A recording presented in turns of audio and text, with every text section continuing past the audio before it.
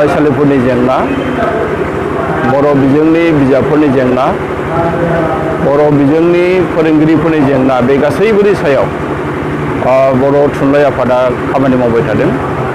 जों जि जायगायाव जों जेंनाखौ खोनादों बेयावनो जों हाबनानै जों खामानिखौ मावदों। गाहायै आथिखालाव जोङो बर' बिजोंनि जायफोरनाखि भेन्सार फरायसालिफोर दङ बेखौ बिटिआरनि जि गोरोबथा 6.3 बेनि गेजेरजों जोङो लाजानायखौ लुबैदों।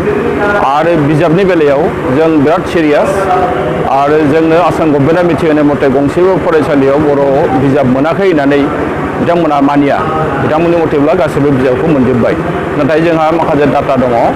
दा जेरै जोङो गवालपारा जिल्लायाव जों मोननो हादों जे बेवहाय माखासे बर' बिजोंनि फरायसालिफ्रा दासिमबो बिजाबखौ मोनाखै।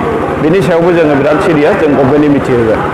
आरो जेरावनाखि फोरोंगिरि गैया बे फोरोंगिरि गैयिनि बेलायावबो जोबोद जोङो गभर्नमेन्टखौ जों मिथिहोदों। जों बिराद सिरियास बे आयदानि बेलायावबो जों लुबैदों जे बर' बिजोङाव जुदि क्वालिटि इडुकेसन होनांगौब्ला जोंनो फोरोंगिरिफ्रा थोजासे थानांगोन आरो बेखौ जों लुबैयो। बर' थुनलाइ आफादा बिनि सायाव जोङो मालाबाबो जोङो जिरायनानै थायाखै। जों खामानिखौ मावबाय थादों जाहाथे जोंनि बर' बिजोंनि फरायसालिफ्रा मोजां रिजाल्ट खालामनो हायो। बेवहाय जोङो सरकारनि माखासे पलिसिखौबो एसे दाय होनांगोन। आथिखालाव आसाम सरकारा NEP-नि दहाय होनानै बिसोर बुंनो नागिरदों जे 6निफ्राय सानखान्थि आरो बिगियानाव इंराजि फोरोंनांगौ आरो बेखौ नुनानैनो जोंनि गार्जेनफ्रा बुंदों जे होमबालाय जों मानो बर' बिजोङाव हगाराबावनो जों इंराजियाव हगारनोसै।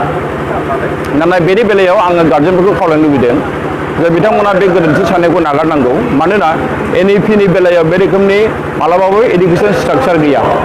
केरिकुलाम स्ट्राक्चारा बे रोखोमनि नङा। बेखौ जोङो फैगौ बर' थुनलाइ आफादनि जेनोखि जोंहा 63थि बोसोरारि जथुम्मा जागोन बक'आव जों बेवहाय जोबोद गुवारै सावरायगोन। आरो जों बेखौ आसाम सरकारनि जि मोनसे पलिसि बेखौ जों दासिमबो मानियाखै जे बिथांमोना दि सानखान्थि आरो बिगियानखौ इंराजि बानायनो नागिरदों बेखौ जों दासिमबो मानियाखै। बेखायनो जोंनि गार्जेनफ्रा बेखौ गोरोन्थि साननो नाङा जे सोलोंथाइ लानाया आसलथे गावनि बिमानि रावजोंसो बांसिन मोजां सोलोंथाइ लानो हायो। बिथांमोना बे बाथ्राखौ साननाया मोजां बा मिथिनाया मोजां। सरकारा बुंब्लाबो जों मानिया। सरकारा फोरोंगिरिफोरनि जेंनाखौ दासिमबो सुस्राङाखै। बरन्स बिथांमोना मा खालामनो नागिरदों जे जेरावनाखि एमालगेमेसन बा मार्जार बेखौ बिथांमोना जबरदस्ति खालामनो नागिरदों। बेखौ जोंहा आपत्ति दङ। मानो होननानै बुङोब्ला जे बर' थुनलाइ आफाद बर' फरायसा आफादजों जि सावरायनाय बे सावरायनायाव खमैबो जोंनो बोसोरनै सम बिथांमोना होनांगौ आरो बे बोसोरनैया दिनैसिमबो बारलाङाखै। बेखायनो आसाम सरकारा जि जेंनानि बाथ्रा बुंदों फोरोंगिरिफोरनि जेंना बे सुस्रांजायाखै। जोंनाव दासिमबो जों मिथिगौ जे जोंनि बर' बिजोङाव दासिमबो 0 टिचार दङ। जोंनि बर' बिजोंनि फरायसालियाव दासिमबो सिंगल टिचार दङ। सासे सिंगल टिचारा 0 टिचारा माबोरैहाय फरायसाफोरनो मोजां सोलोंथाइ होनो हानो? बे असम्भब। सासे फोरोंगिरिया 20टा क्लास खालामनानै बियो माबोरैहाय मोजां सोलोंथाइ होनो हानो, मोजां फोरोंथाइ होनो हानो? बे जोंनि बिराद गिदिर कुइसन। बेखायनो आसाम सरकारा जि बुंदों बे सरकार बुंनाय बाथ्राया एखेबारे नंखायथार। जों बिनि सायाव बुंबाय थादों जे सरकारा थोजासे फोरोंगिरि थिसननांगौ। बे जोंनि दाबि। 2023-24 सोलोंथाइ बोसोरनि थाखाय गोदान मुं थिसननाय लानानै फैदों डन बस्क' डिग्री कलेज साफागुरिया। देग्लायनिफ्राय डन बस्क' डिग्री कलेज साफागुरियाव बेचलर अफ आर्ट्स एबा BA-नि सेथि सेमिस्टारनि गोदानै मुं थिसननाया दायो सोलिगासिनो दं।